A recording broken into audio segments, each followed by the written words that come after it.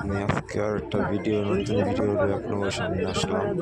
যে দেখেন এই যে গার্মেন্টসে আগুন লাগলে মানুষ কীভাবে বাইর করব, কীভাবে বাঁচাইব। ঠিক আছে, আপনারা পুরো ভিডিওটা দেখবেন, দেখে তারপর কমেন্ট করবেন। আপনারা দেখতেছেন যে একটা কালো ধোঁয়া হয়েছে, কালো ধোঁয়া হয়েছে না? এটা কিন্তু ফ্যাক্টরিতে এরকম একটা কালো ধোঁয়া হয়েছে, কিন্তু ফ্যাক্টরিতে দেখেন অনেক প্রকার হ্যাজার্ড আছে, কেমিক্যাল আছে, ইলেকট্রিক মেশিনারিজ আছে, অনেক পদার্থ আছে। ওগুলো যদি একসাথে আগুন ধরে তাহলে ধোঁয়াটা কিরকম হবে? আরো বিষাক্ত হবে। এই জন্য তখন এই ধোঁয়া থেকে বাঁচানোর জন্য চলতেছে না। আপনারা জানেন ধোঁয়া কিন্তু আগুন দিতে নামে না, জানেন? এই জন্য আমরা যদি কোথাও ধোঁয়া আটকা পড়ে যায় তখন কি করবো বলেন তো?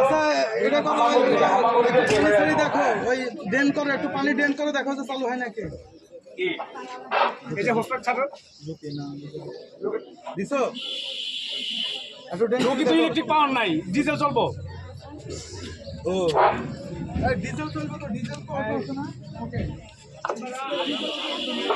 আরেকটু নিরাপদ তুলে দাঁড়াবেন। হ্যাঁ, আমরা আসলে এটা প্র্যাকটিস করতেছি কেন, যেন কোনো অগ্নিকাণ্ড ঘটলে আমরা যেন ভয় না পাই।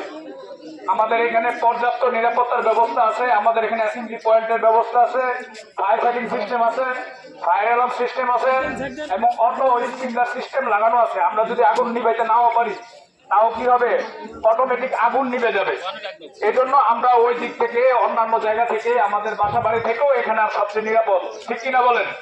এই জন্য আমরা যেন ভয় না পাই, আমরা সর্বাবস্থায় কিভাবে আগুনকে মোকাবেলা করা যায় সেটার জন্য আমাদের কয়েকটা রুলস। সেটা হচ্ছে, যখনই আপনি ফায়ার অ্যালার্ম শুনবেন তখনই সাথে সাথে কি করবেন, বের হয়ে যাবেন, কোনো কাজ করা যাবে না।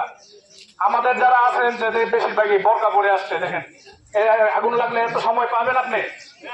হ্যাঁ, বোরকা তো পাওয়া যাবে, কিনতে পাওয়া যাবে, বানানোর তো সময় পাবেন, কিন্তু আপনাকে যদি আপনাকে খুঁজে না পাওয়া যায় তখন কি হবে?